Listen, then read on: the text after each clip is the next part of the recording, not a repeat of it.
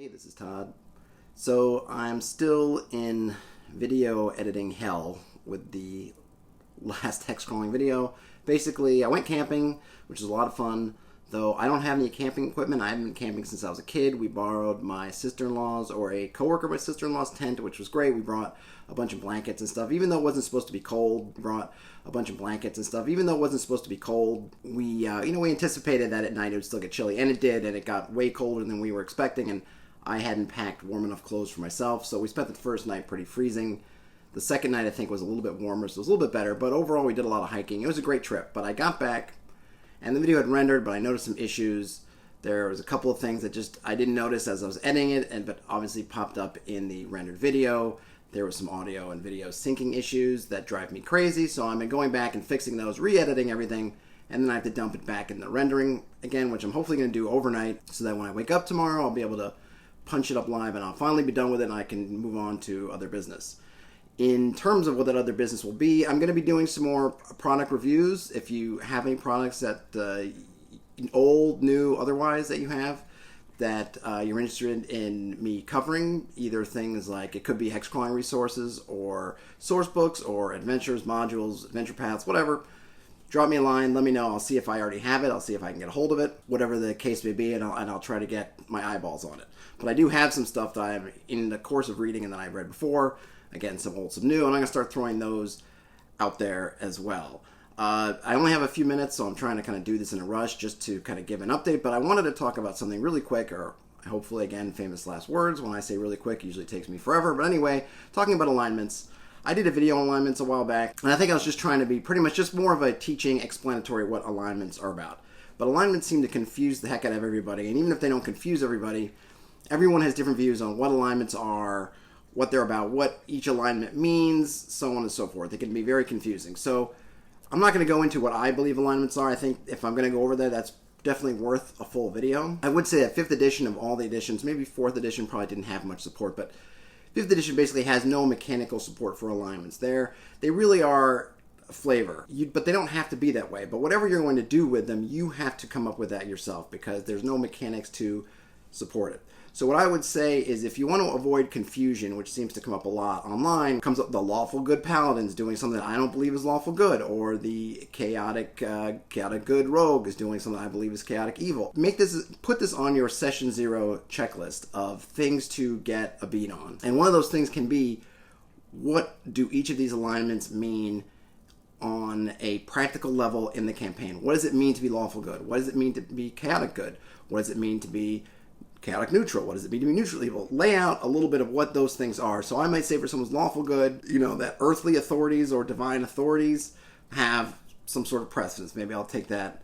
And I would, that's very vague, so I wouldn't want to break it down, but that would be kind of the line I would go on, is that the idea of law, the idea of order, they respect that. So if you have in sort of like the divine right of kings or something, we're talking romantic, fantasy. So, how many romantic fantasy democracies are there? So we think of kings like Aragorn, someone who has this right to rule, and they're a just ruler, then those rules should be followed. And there's a certain sort of almost a holiness, a sanctity to the rightful ruler, right? So that might be my lawful good one. Chaotic good might be something more different. It might be more about free will.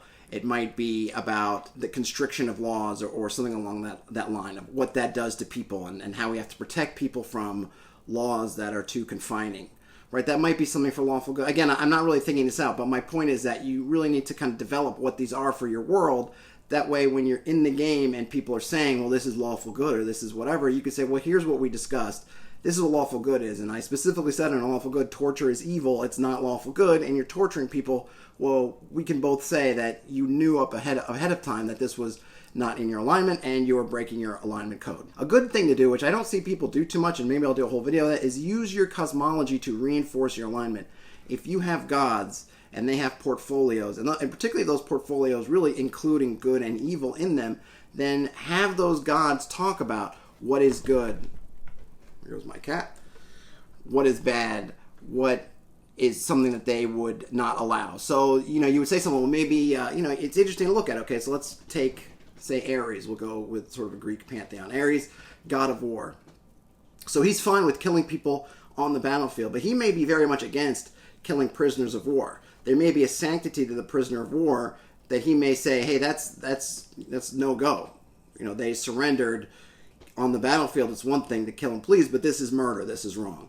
Now you might get a different goddess, I forget which one, if it's Hera or Athena, the god of justice, who may look at prisoners and, you know, meting out of sentences and see that that's totally fine, and that you should, if the crime fits the punishment of death, then you should go ahead and do that. And that, as if you're a follower of Ares, that will point you in one direction. If you're a follower of Athena, that points you in another.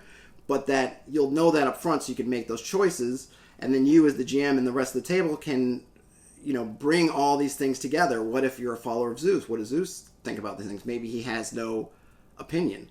You know, what do these other, if you worship other gods, what do they think? But giving it a real practical grounding. Because right now it seems like the way most people play alignments, they're just kind of all up in the air, and maybe they work, maybe they don't, it's all relative, and it doesn't really matter, and if I feel like it's this in my head, then it's not.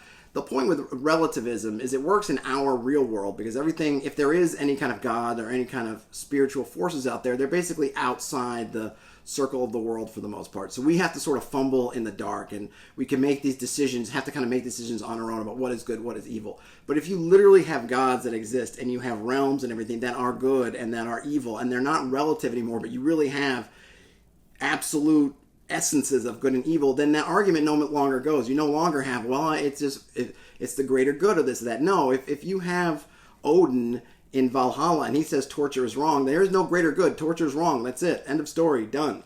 And that kind of simplifies it, takes away a lot of that gray area that I think people like to use. Now, some people look at that gray area, and part of why they don't like alignments is that it constricts them from that gray area. But I look at alignments as someone who's in favor of them in many different forms, in that what makes characters great, what takes a character like Batman and makes them exceptional, is the fact that they have a code that constricts what they can do. What makes Captain America interesting is he has a code that constricts what he can do. If they could just do whatever they wanted to, Spider-Man would be another one. If they could just do whatever they want to all the time, they're not interesting. If Batman could just kill everybody, and I know in the movies he fiddles with that a little bit, but we'll talk classic Batman, then he's not nearly the same character as the one who is sworn, you know, to use non-lethal means and to bring people to justice. If you look at Captain America, if he's just going to turn on his friends, he's going to do whatever's opportune in the moment, then he's not Captain America anymore. So I think rather than looking at these things as shackles, look at them as part of your character. If you want to play someone who's like Batman, think about the things that Batman won't do. Write that into your code. Make that part of your personal alignment. Talk to your GM if you're a player and say, hey, part of my personal lawful good code is this Batman stuff, or maybe you think Batman is chaotic good. Whatever it is, write up your own stuff. But remember that most of the most interesting characters in fiction, in whatever medium, have some sort of limits to what they do. It's not just whatever's the most expedient. Think about that, and think about less of them as just like, oh, but you know, if I'm lawful good, then when I need to torture somebody, I can't. Well, yeah, that's when you use your brain and you come up with another way to get around that problem. Not that I'm a fan of torture as a method in the real world or in fantasy worlds, but yeah, so you take torture off the table, or whatever it is off the table, you take murder off the table, now figure out another way. That's part of the game. That to me is the most interesting part of the game. Anyway, I gotta run. Like I said, hopefully I'll have that other video up tomorrow morning. I'll try to get this up as soon as I can, and I will talk to you later.